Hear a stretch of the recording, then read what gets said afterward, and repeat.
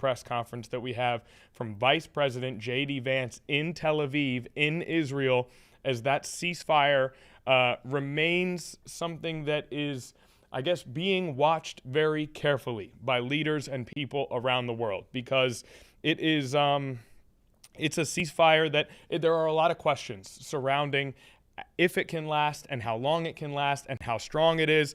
And this is a conflict that has raged on for the last 2 years directly as the war in Gaza that we've been covering. And it's a conflict in general that has been raging on for far longer than that. So how will this ceasefire progress, and can the steps towards peace continue to be taken in the current situation? So Vice President JD Vance in Tel Aviv, there you see him arriving on your screen earlier today to give a press conference in Israel.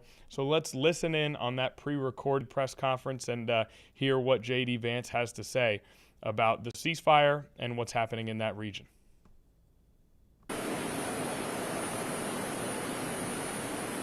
American media and the Western media, where there's almost this desire to root for failure, that every time something bad happens, that every time that there's an act of violence, there's this inclination to say, oh, this is the end of the ceasefire, this is the end of the peace plan. It's not the end. It is, in fact, exactly how this is going to have to happen when you have people who hate each other, who have been fighting against each other for a very long time.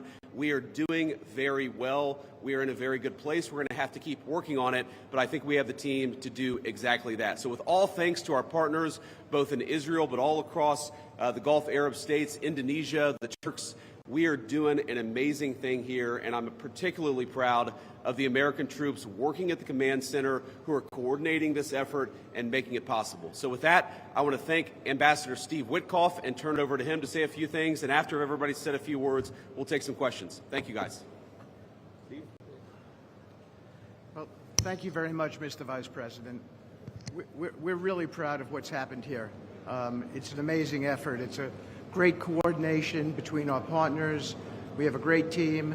Signing this deal up was a challenge in and of itself, but the implementation, that's where it really is going to be the most important.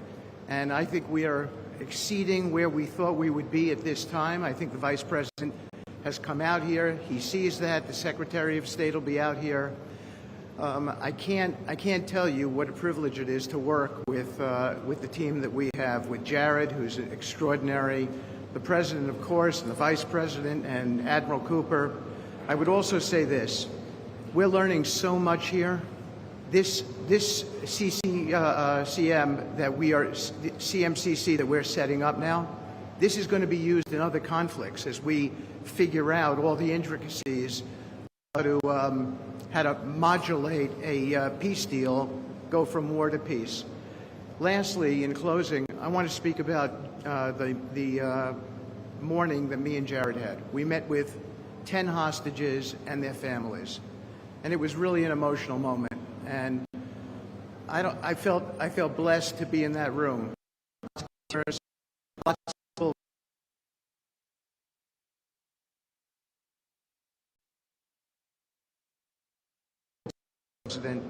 And I want to observe that I didn't see any victims in that room.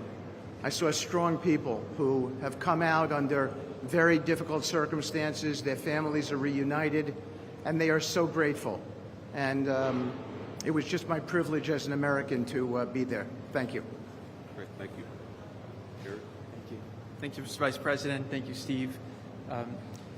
First of all, we really appreciate your visit here. It's given a great boost of energy to everyone here, and your support through this whole effort has been really tremendous. What you see here today is really the opening of the CMCC. This has been something that's been envisioned by CENTCOM. Admiral Cooper will speak about that in a bit. But we always knew that the deal that we were working on would kind of have two phases to it. The first phase was obviously getting the live hostages out. Currently making progress on the hostages, the bodies that are still there.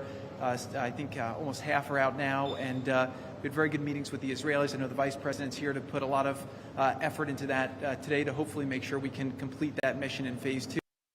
At the same time, the humanitarian aid, there's actually been surprisingly strong coordination between the United Nations and Israel, which is something that we've been able to help synthesize, get each other to air their concerns and find out how we can do it better so that the aid reaches the people in Gaza and doesn't go into the roles there. Finally, I'll say that there has already been a lot of efforts over the last years by really concerned people to think about what happens next in Gaza. And there's a lot of things happening here. More will be released in the coming days. But the most important thing here is to figure out how you really get a good deconfliction coordination center. This really has been a startup. There's been a lot that's been done. It's amazing to think it's only been a week. But the pace of work and the commitment of everybody, I think in a week from now you'll see even more progress. I want to echo what the Vice President said about how a lot of people are getting a little hysterical about different incursions one way or the other, but what we are seeing is that things are going in accordance. Both sides are transitioning from 2 years of very intense warfare to now a peacetime posture, and really thanks to Admiral Cooper, CENTCOM, and the CCC to try to build that deconfliction mechanism in order to make sure that we can get to a proper de-escalation. We have some flags that we've put up here. This is not fully representative of the countries that are here. It's happening very rapidly, that people are agreeing to come on board, agreeing to help. People really want to be a part of this, and it's just happening very, very quickly. So we'll try to continue to give the updates as it progresses.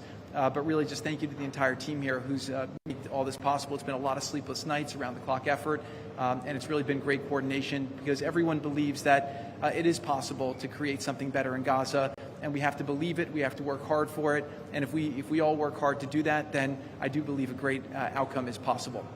Thanks, Chair. Admiral?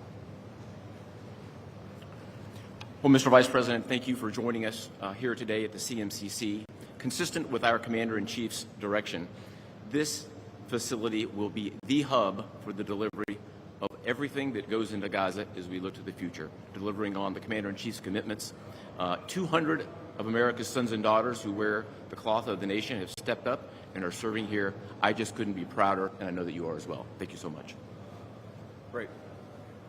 Thanks, Admiral. And gentlemen, we'll take a few questions now. Sir. I wanted to ask about the Turkish role. It's very concerning for Israelis. Turkey obviously has been a supporter of Hamas. What role will they have, and will they have troops that will be on the ground here or in the Gaza Strip? Thank you. Well, I think, first of all, what troops are on the ground in Israel is going to be a question the Israelis have to agree to, and I'm sure that Prime Minister Netanyahu will have opinions about that, but we think everybody has a role to play here. Some of that's going to be financial, some of that's going to be in reconstruction, some of that's just in communication with the various parties to ensure that this deconfliction process actually works and is implemented. We're not going to force anything on our Israeli friends when it comes to foreign troops on their soil, but we do think that there's a constructive role for the Turks to play, and frankly, they've already played a very constructive role. We're very grateful for that. And you asked, they've supported Hamas in the past. No one who is a party to this conflict can look in the past and not point at something that they don't like or that they disagree with. Everybody who's been involved in this conflict can point at one other person. One of these flags can point at another flag and say, we hate that person for various reasons. The way that we're going to get to peace is to focus on the future, which is what the President of the United States has asked us to do. And we think everybody here is very willing to do that and is very eager to engage in that effort. Ma'am. The ceasefire deal took months to negotiate. What do you think the likelihood is that it will last long term? If you had to put a number on it, a percentage. Well, Jared's the investor here. I'm not going to give you a percentage, but look, what we've seen the past week gives me great optimism the ceasefire is going to hold. And if we get from where we were a week ago to a long-term, durable peace between Israel and Gaza, there are going to be hills and valleys. There are going to be moments where it looks like things aren't going particularly well. But given that, and given the history of conflict, I think that everybody should be proud of where we are today. It's going to require constant effort. It's going to require constant monitoring and supervision. That's part of the reason that Admiral Cooper and his team is here, is to mediate these disputes, to mediate these disagreements as they come up. But look, right now, I feel very optimistic. Can I say with 100% certainty that it's going to work? No. But you don't do difficult things by only doing what's 100% certain. You do difficult things by trying, and that's what the President of the United States has asked us to do.